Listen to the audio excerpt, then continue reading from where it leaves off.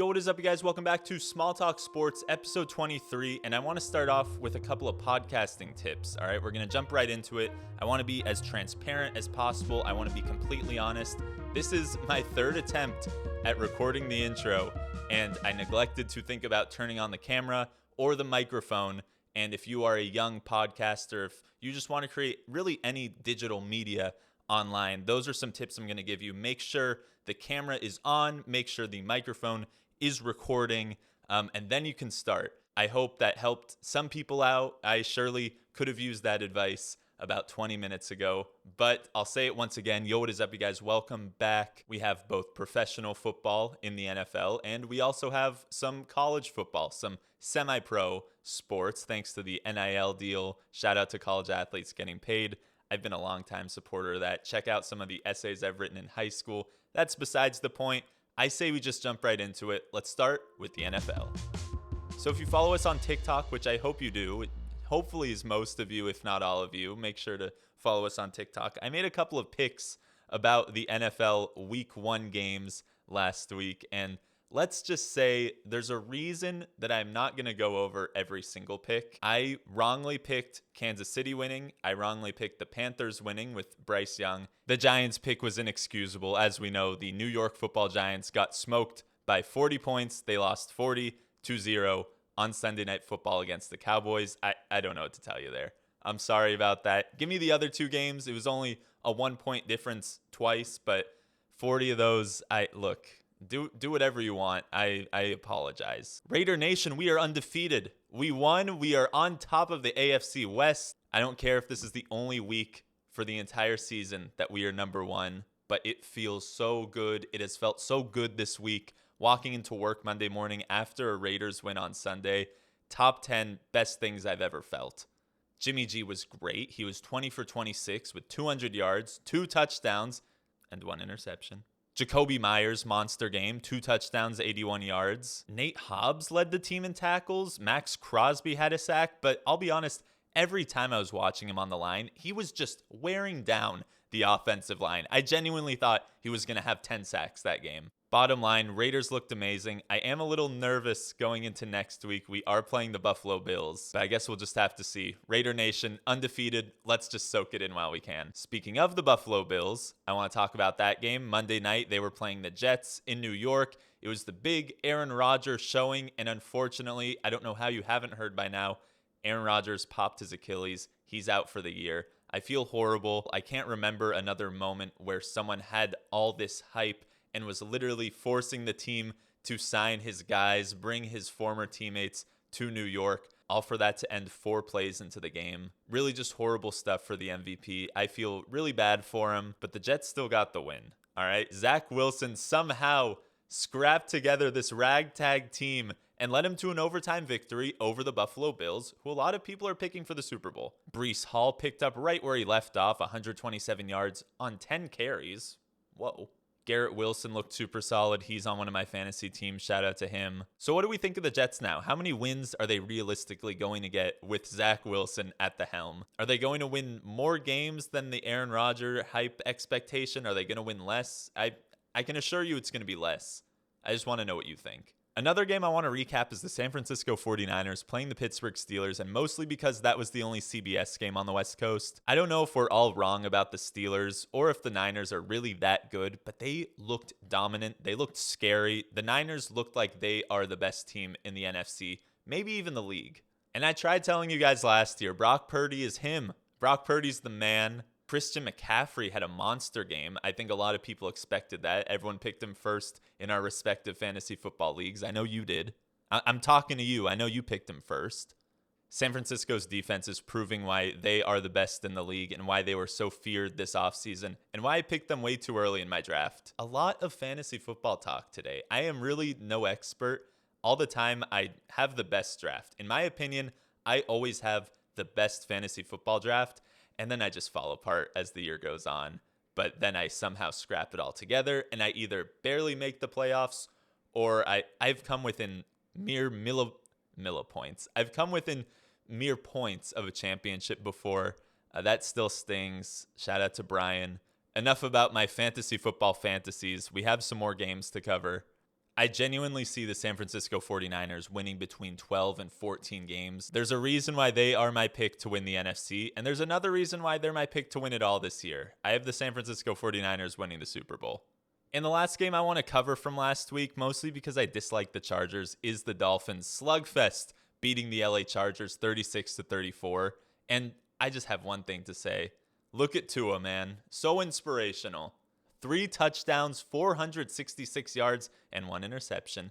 I know how scared we all were last year when he was going through all the injuries, all the concussions, week after week after week. So it is so good to see him back competing at a high level and just putting up ridiculous numbers. And I'll be honest, this offseason, I saw just how many people picked them to win the Super Bowl, and I was laughing. And I think I've been laughing for way too long because I might actually believe a little bit of the hype. Again, they are not my pick to make it to the Super Bowl. I'll say that right now. Tyreek Hill, Jalen Waddle, that combo with a healthy Tua, I'll say it again, with a healthy Tua, is lethal. Tyreek Hill, 11 catches, 215 yards, 2 touchdowns. Are you kidding me? Jalen Waddle had 4 catches for 78 yards. But look, he could probably be a wide receiver 1 anywhere else in the league. Okay, maybe not anywhere else in the league. Jalen Waddle can be a wide receiver 1 on most other teams in this league. I think that's a very fair statement. I think we are finally seeing this college Tua, this Tua Tagovailoa from Alabama that we were all promised, the one that comes in during the national championship and casually tosses the game-winning touchdown and leads the greatest team in the nation to win after win after win. I think we're finally seeing that guy here in the NFL. And even if we're not right now, I hope we are. I have been on the Tua train since day one, and I just want it to keep on rolling. Fins up, go Tua. Still don't have you guys making the Super Bowl, but I am so proud of Mr. Tagovailoa. And I really don't like the Chargers, but Austin Eckler and Joshua Kelly, that's a really scary backfield, and I'm going to leave it at that. That's horrifying that the Raiders have to play them twice every year, but we're just going to move right on to week 2. As always, I do have to pick the Raiders going up against the Bills. I know they are a heavy underdog. I know that the Bills look great, but let's just think about this Raiders win for a second. The Bills are deflated after losing to Zach Wilson, because how could you not? The Raiders have a bunch of unearned confidence after beating Russell Wilson and Sean Payton over in Denver. I'm not telling you that the Raiders are going to walk into Buffalo and just blow them out, but I am saying that if it's a close game, you heard it here first. I am picking the Raiders to either win a close game or lose a close game. I really hope it's not a repeat of Sunday Night Football, but as always, go Raiders. Sunday Night Football, we have the Dolphins going into New England playing the Patriots. Dolphins are also undefeated 1-0. Dolphins are a 3-point favorite. I think I have to go with them here because they look unstoppable. And the Patriots did not look very unstoppable in week 1. In fact, they looked extremely stoppable. So I am going to go with Tua to make his team 2-0. That was bad. Monday Night Football, we have the Saints and the Panthers. I told you guys last week that Derek Carr was going to do so well in New Orleans, and I'm happy to see that he did pretty good last week. As we know, there are 2 Monday Night Football games, so I have twice the amount of picks to give you guys. Saints, Panthers. Give me the Saints. Bryce Young showed me last week that he's not quite there yet, and Derek Carr showed me last week that he is having no problems adjusting to that Louisiana lifestyle. So give me the Saints. We also have a good old-fashioned physical AFC North showdown. We have the Browns at the Steelers, and you know what? Give me the Steelers. Steelers are a 2.5-point underdog, but why not? I think they're going to be super pissed off after getting whooped at home by the Niners last week. And now they have this spotlight over at Monday Night Football. They're going to give everything they have to the Cleveland Browns because what else are they going to do? It's going to be a very physical game. It's going to be that gritty rivalry game that we all know and love. I'm not completely sold on Cleveland this year. That's the other thing. Maybe I have too much hope for the Steelers. I probably do, but let's see what happens Monday night. I just want to take a second to appreciate that football season is finally back and it is in full swing. But that's not just the NFL being back. We got some college football to discuss.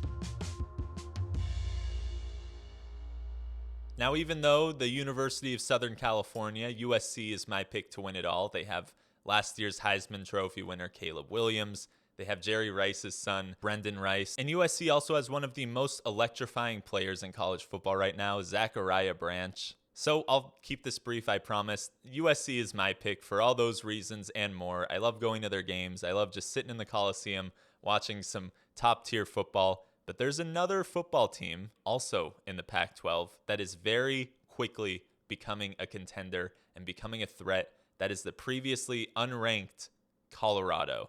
I say previously unranked because a lot of people weren't really believing in them. They were unranked going into this football season. But right now, as it stands, Colorado is 18th in the nation. They had an exciting week 1 win over 17th ranked TCU. They blew out Nebraska last week. And here they are at number 18, looking to play Colorado State. They are currently a 23.5-point favorite. Colorado State's head coach, Jay Norvell, took some very unnecessary shots at Colorado's head coach, Deion Sanders. And even worse, it wasn't even about his coaching style or his players or anything on the field. It was about what Deion Sanders wears. Norvell said, "When I talk to grown-ups, I take off my hat and glasses. That's what my mother taught me." He's talking about how Deion Sanders addresses the media in sunglasses and a hat because he's allowed to, and it's a basic human right. Let's get one thing straight. Deion Sanders is a superstar. He can wear whatever he wants. And I'm so passionate about this because I was talking to my dad about my love for Coach Prime a couple days ago. I love that instead of a C on the jerseys for captain, he has leaders and dogs, because not every leader is a dog, but not every dog is a leader, instead of the traditional C for captain. I think what he brings to the table coaching-wise is so innovative. I think he inspires the players in a way that really hasn't been done before. There's been a lot of former players who are coaches. There's been a lot of former stars who are coaches, but Deion Sanders somehow creates this environment where he really believes in the team and he gets the team to believe in him and play harder for him. And I think that's something that should be celebrated solely. Deion Sanders changed the entire culture at Jackson State when he was a coach there. He brought in a winning mentality. He brought in this winning culture. And the players were very clearly impacted by it, both on the team and high school recruits. Jackson State ended up signing the number 1 overall recruit, cornerback / wide receiver Travis Hunter. And not only that, but when Deion Sanders accepted the job at Colorado, both Deion's son, Shador, and Travis Hunter followed him to Colorado because they believed in him and he believes in his team. Colorado leads the league in transfer portal players, furthering the idea of player empowerment, not just in professional sports, but on an amateur level. Well, almost amateur. Shout out to the NIL. If you are winning games, if you are changing the culture, if you are inspiring those around you, if you're doing your job to the highest ability, why the heck is your physical appearance even mentioned by opposing teams? It's probably out of fear. It's probably insecurity that your team isn't as good and your coaching style isn't as good. And let me remind you, Deion Sanders is not just a good coach. He is a Hall of Fame football player. He simultaneously played professional football and baseball. He was a receiver and a cornerback. A great man once said, "If you look good, you feel good. If you feel good, you play good. If you play good, they pay good." Well, they're paying Jay Norvell a pretty good amount. I'd say Deion Sanders has it a little better right now. Jay Norvell, just know that the next time you try and take shots at Coach Prime, you're going to have to come through me first, all right? I will defend Deion Sanders until I am no longer on this earth. If you watched some of my flag football games in middle school, you would see me high-stepping into the end zone. Come on now.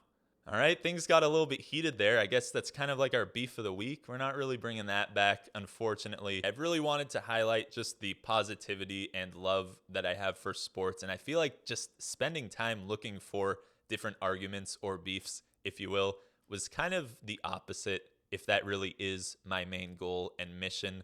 But if I ever see an obvious one, you know I'm going to give you guys some content. You know I'm going to cover it on this podcast. But that's about it. Shout out to Novak Djokovic. He won the US Open. A lot of his fans came for me about a TikTok I posted. But hey, it got a pretty good amount of views. So I'm not too mad, and I ended up falling in love with Novak Djokovic because he put on this Kobe t-shirt after winning his 24th Grand Slam. Good for him. Very happy for him. I'm converted. Instagram, YouTube, Spotify, TikTok, we're blowing up there, and I genuinely mean this. I don't want you guys to be missing the boom, all right? I want you to be a part of this as we keep growing. I don't want anyone to be looking back, having regrets if it has to do with me. I'm mostly kidding. That's about it, guys. Thank you so much for watching, listening, supporting, liking, commenting, anything you're doing. Even if it's just thinking, I hope Gabe's doing all right with that silly little podcast. I feel all the good energy that you guys are sending my way. And you know what? I think he is doing all right. Thank you so much for consuming this episode of Small Talk Sports. And I realize that I have to say the name of the title to end the episode. So here's some more filler words and Small Talk Sports.